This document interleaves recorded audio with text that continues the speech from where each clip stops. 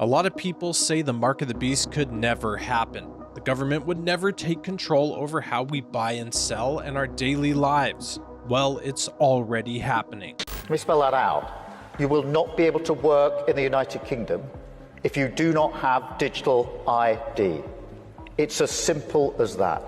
Keir Starmer, the UK Prime Minister, is an absolute shill for the New World Order who will eventually hand over their power to the Antichrist and his beast system. This guy is helping set up that system in huge ways. Our country needs a bigger reset. We need a great reset. Let us just ask you quickly, you have to choose now between Davos or Westminster. Davos. Why?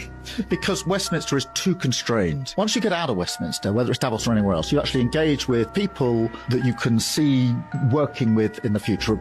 Westminster is just a tribal shouting place. Are you surprised that your Prime Minister didn't show up to Davos? Yes, I think our Prime Minister should have showed up at Davos. I absolutely do. And one of the things that's been impressed on me since I've been here is the absence of the United Kingdom. And that's why it's really important that I'm here and that our Shadow Chancellor Rachel Reeves is here as a statement of intent that should there be a change of government, and I hope there will be, the United Kingdom will play its part on the global stage in a way I think it probably hasn't in recent years. So the UK goes and lets in a bunch of migrants, saying that they would be so great to have in their country. Meanwhile, the migrants are absolutely destroying it. Then the UK government comes out and says, well, there's too many migrants working that we don't know about. Now everybody needs a digital ID.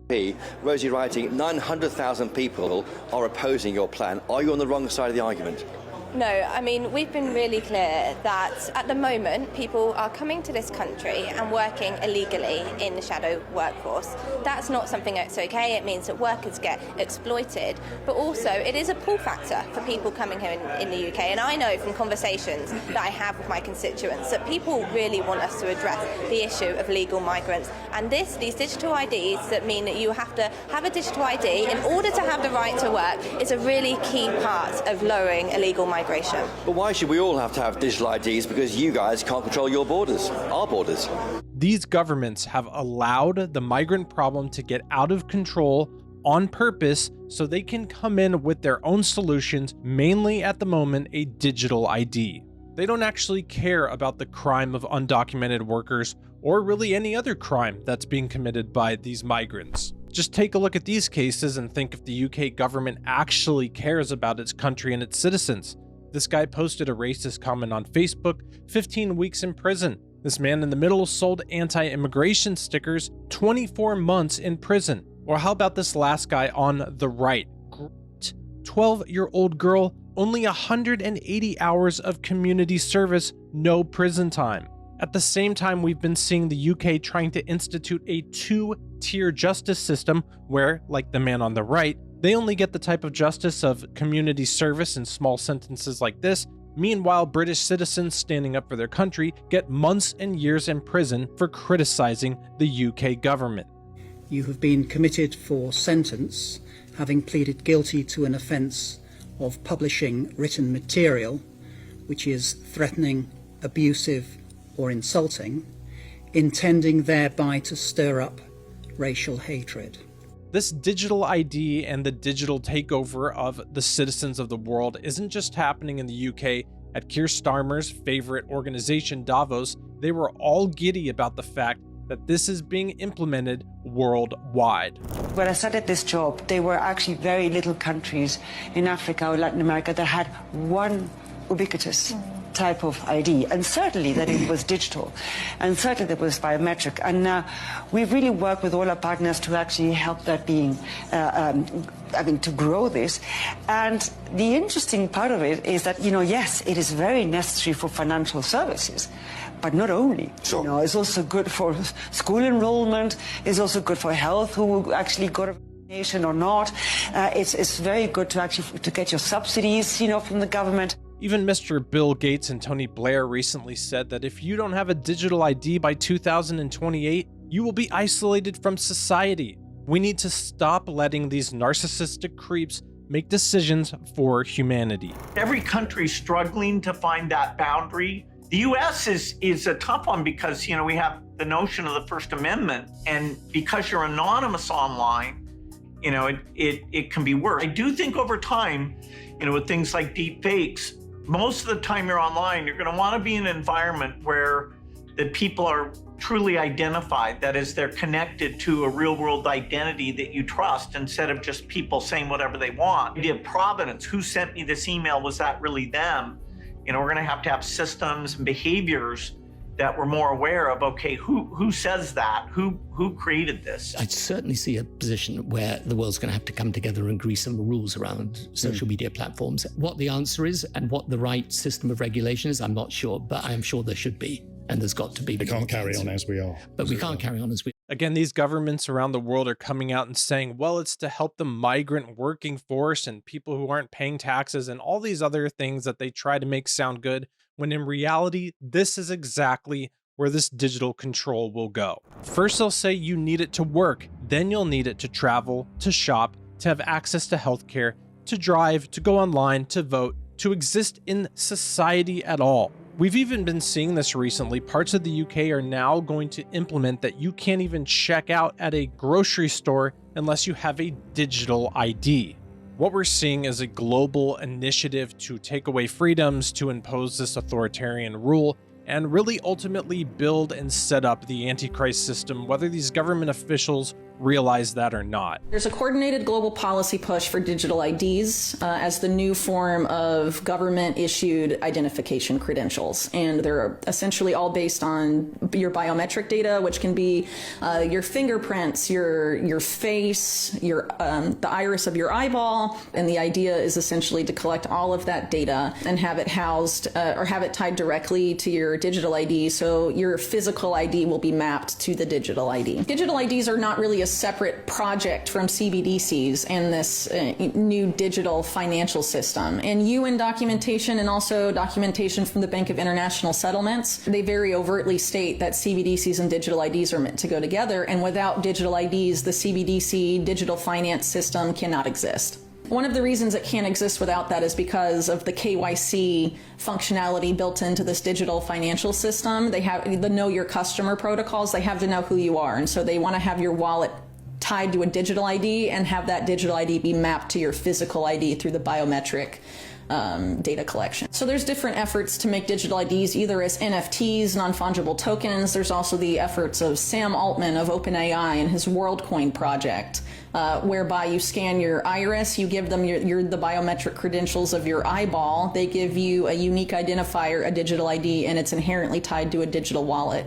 That is the same model the UN is using. They've already implemented it for refugees getting food assistance from the World Food Program. It's called Building Blocks.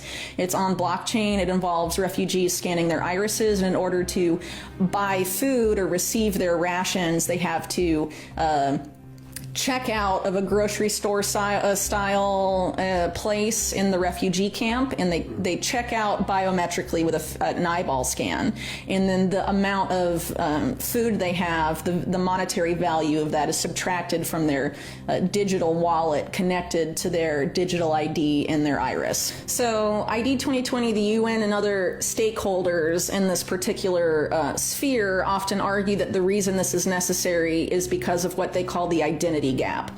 And the identity gap is the claim that the lack of digital ID is preventing people, mainly the world's poor, from accessing essential services, whether it's banking, whether it's education, whether it's healthcare.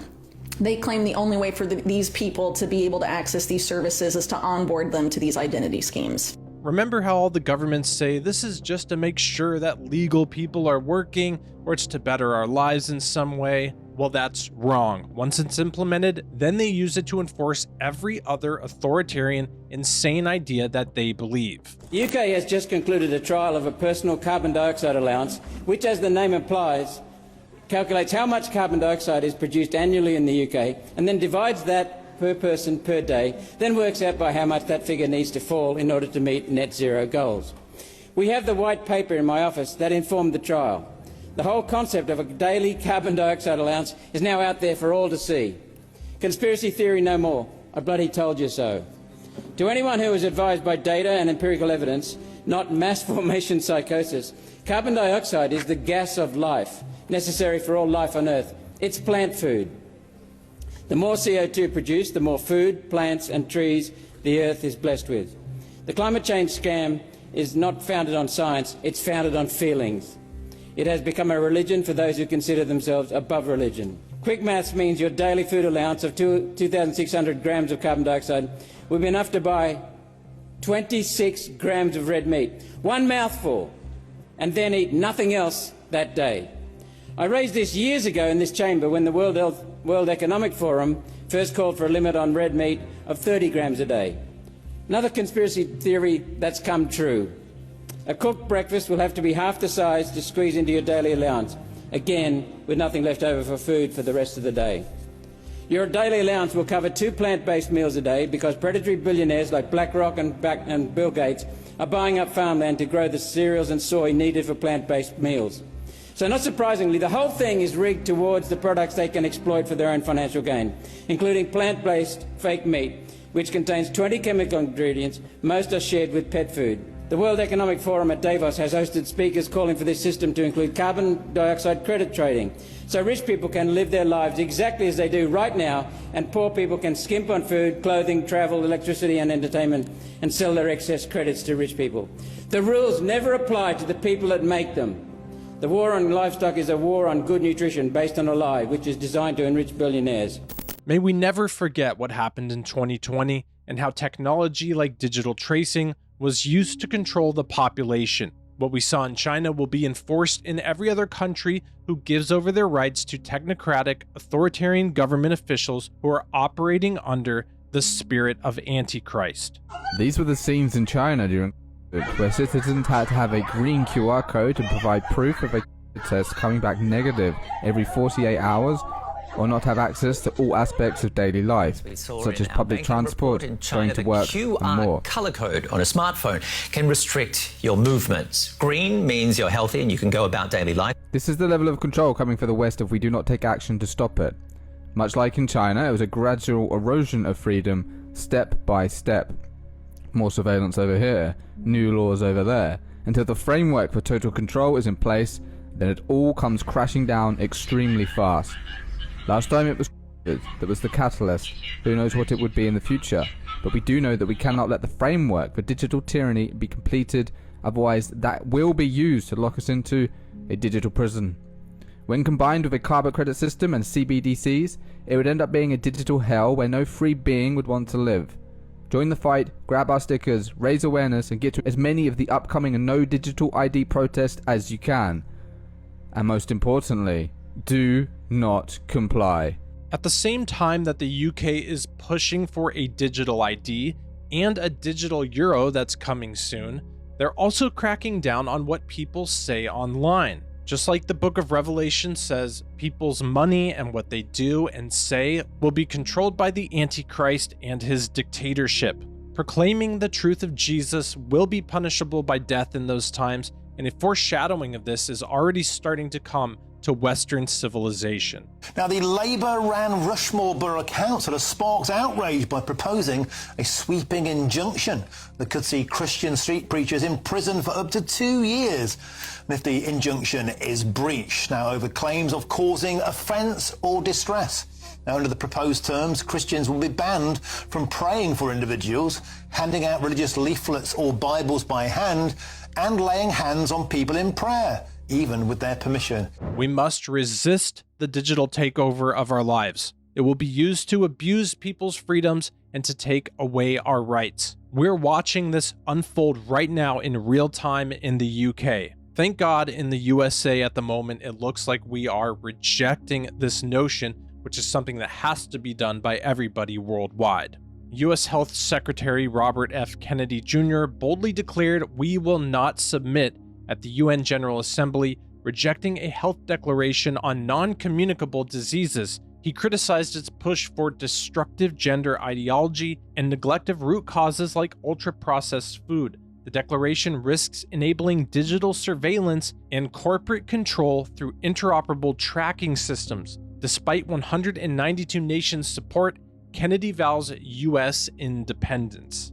We need to resist authoritarian governments, reject unofficial organizations like Davos and the UN. But most importantly, we need to believe and proclaim the truth of Jesus Christ. Nothing is more important than accepting Jesus Christ as the Lord of your life. Talk to him. He loves you. Start a relationship with him today if you haven't. Watch therefore and pray always that you may be counted worthy to escape all these things that will come to pass and to stand before the Son of Man.